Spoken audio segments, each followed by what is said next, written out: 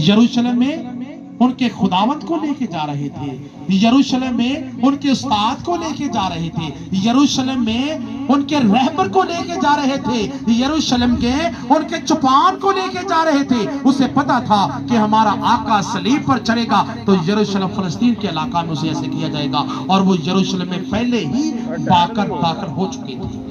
जैसे वो यरूशलेम में चले गए हैं तो क्या हुआ, उनको यीशु को पकड़ा और सलीब पर वो ले, यानी कि अभी नहीं बल्कि जब अभी उनकी कह ले कि अहदेदारों सदर अदालत के सामने 6 पेशियां की गई, तो उनमें भी कोई शागिर्द भी यीशु के साथ नहीं था, बल्कि अकेला शमौन पतरस है। उसके दिल में यीशु के लिए मोहब्बत थी और वो यीशु के साथ साथ चल रहा था। बेशक यीशु ने जो कहा था वो तो कौल पूरा होना ही है कि तो 3 बार मेरा क्या करेगा, इनकार करेगा, लेकिन उसका जो जज्बा था, उसका जो ख्याल था, उसका जो अंदर का जो जुनून था, वो यीशु के पीछे था। और वो बार बार उसके दिल में, उसकी सोच में ये बात आ रही थी कि मेरे आका को, मेरे खुदावंत को अब सदर अदालत के सामने पेश कर रहे हैं, उससे कोड़े लगाएंगे। उसको अंदर से खींच पड़ती थी और मोहब्बत की जो थी खींच है वो यीशु के पीछे दौड़ा रहे थे।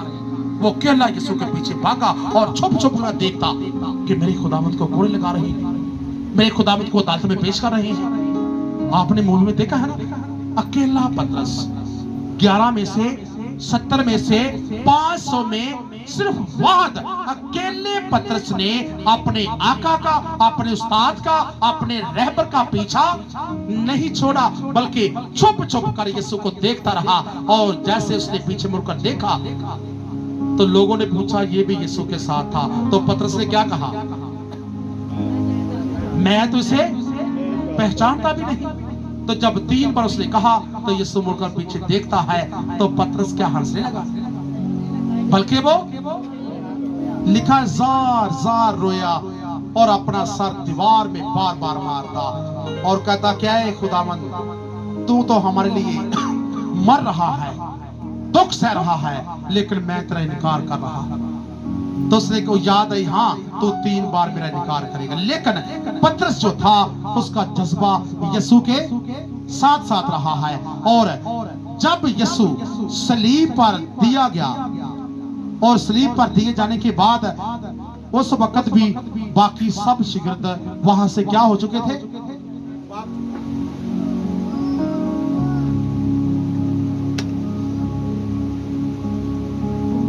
जैसे वो शागिर्द सब भाग गए तो वहां कोई भी नहीं था सिवाय चंद औरतों के। वो 5 औरतें जो कब्र के ऊपर जाती हैं यीशु को देखने के लिए, उस वक्त भी यही औरतें यीशु के पास सलीब के नजदीक खड़ी हुई थी। तो जैसे सलीब से उतार लिया जाता है, यीशु को दफन किया जाता है, तो औरतों ने जाकर देखा कि यीशु जिंदा हो चुका है और पहले जाकर वो यरूशलेम में गई है ताकि जाकर पतरस और यूहन्ना को बताई। जैसे उन्हें बताया तो लिखा है कि पतरस सबसे आगे भागता हुआ वो सीधा कब्र की तरफ गया और जाकर देखता है कि यीशु वहां नहीं है, और जोश के साथ फिर भागता है और आकर यरूशलेम में और बाकी शागिर्दों को जाकर बताता है कि वाकया ही यीशु जिंदा हो चुका है। और उसके बाद मरहलावार सबको यीशु नजर जरूर आता है, लेकिन उसके बाद जो खिलाफ बनती है 40 दिन की और 40 रात की, क्योंकि फौरी यीशु आसमान पर नहीं जाता। तो उन 40 दिन और 40 रात के अंदर वो उस पतरस के ख्यालात डिस्टर्ब हो चुके थे और दोबारा वो मछलियां पकड़ने लगा। और जब मछलियां पकड़ने लगा तो एक रात के वक्त वो मछलियां पकड़ रहा था तो यीशु उनके दरमियान नमूदार हो गया। और किनारे पे देखते हैं आग दहकी है और अंगारों की आग, उसके ऊपर एक रोटी और मछली भुनी हुई रखी है और यीशु कहता है आओ मेरे साथ खाना खाओ, और वो हक्के बके रह जाते हैं। ये क्या, यीशु तो यहां भी आ गया है। लिखा है किसी को बोलने की जरूरत ना हुई, लेकिन पतरस से खास कहा आ पतरस आओ सब हम खाना खाएं। फिर भी यीशु पतरस को मुखातिब करता है। और जबकि वो आसमान पर इसके बाद चला गया तो अमाल की किताब से शागिर्दों की खिदमत का स्टार्ट हुआ। इससे पहले कि वो आसमान पर जाता, उसने जाने से पहले पतरस को मुखातिब करके कहा कि ऐ पतरस क्या तू मुझसे मोहब्बत करता है? तो पतरस से आगे से क्या कहा, हाँ खुदावंद तू तो जानता ही है। फिर कहा, फिर कहता हाँ खुदावंद तू जानता है। फिर कहता है, फिर हाँ खुदावंद तू जानता ही है कि मैं तुझसे मोहब्बत करता हूँ। उसने कहा तू मेरे भेड़े चरा। फिर कहा तू मेरे बर्रे चरा। यानी कि अपनी कलीसिया का, अपने लोगों का इख्तियार वो सिर्फ पतरस को देता है, और पहले ये कहता भी है कि तू पत्थर है और मैं तुझ पे अपनी कलीसिया कायम करूंगा, और उससे पत्थर बनाकर अपनी कलीसिया उसके ऊपर कायम करता है। और उसके बाद इख्तियार भी दे देता है, मेरी भेड़ें चरा, मेरे बर्रे चरा, और मैं तुम्हें इख्तियार देता हूं और ये खिदमत तू कर क्योंकि मैं जा रहा हूं। इसके बाद तू मेरी भेड़ें चराएगा।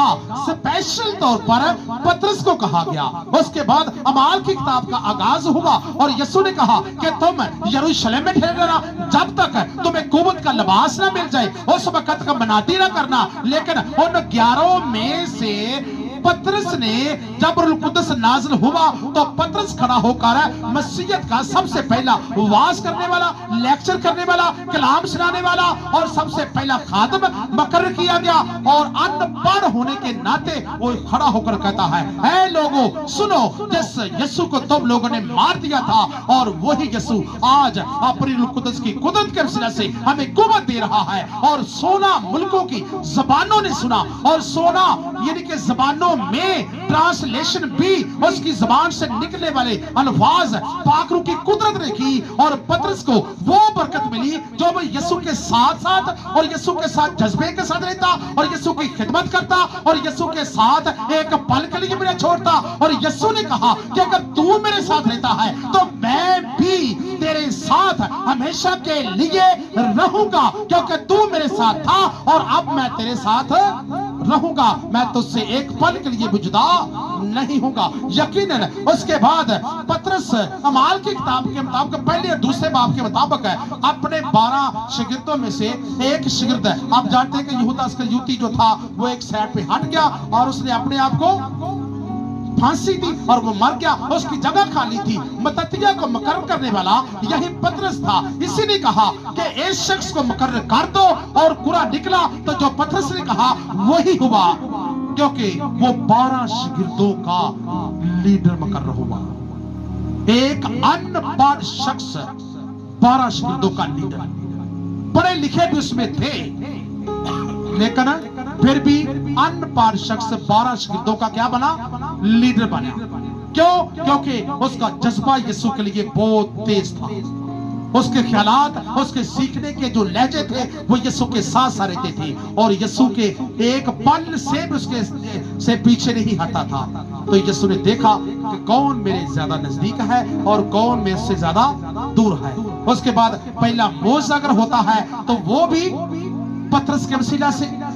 उसके बाद पतरस की जितनी भी अमाल के किताब के मुताबिक है बाकी शागिर्दों की खिदमत है, उनकी रहबरी भी पतरस ही करता है, क्योंकि पतरस की वजह से कलीसिया को कंधा मिला और पतरस की वजह से आज दुनिया में मसीहत का पत्थर के ऊपर एक दीवार, एक नींव रखी गई है। और पतरस ही आज दुनिया में एक बेस की वजह से पूरी मसीहत को आज ज्यादा कसीर तादाद करने वाला और दुनिया में बरकत को आगे चलाने वाला ये पतरस है, जिसके जज्बात, ख्यालात, सोच यीशु के साथ थी और यीशु के साथ हर वक्त बात करना चाहता था। यीशु ने कहा कि जैसी बरकत मेरे पास है वैसी ही बरकत मैं तुम्हें दूंगा। और पहला मुर्दा भी पतरस ने जिंदा किया, क्योंकि जैसे यीशु मुर्दे जिंदा करता था और वही बरकत ट्रांसफर होकर पतरस के अंदर आ गई, क्योंकि उसने अपने उस्ताद को जो रिस्पेक्ट दी और जो इज्जत दी और जैसा उसे समझता था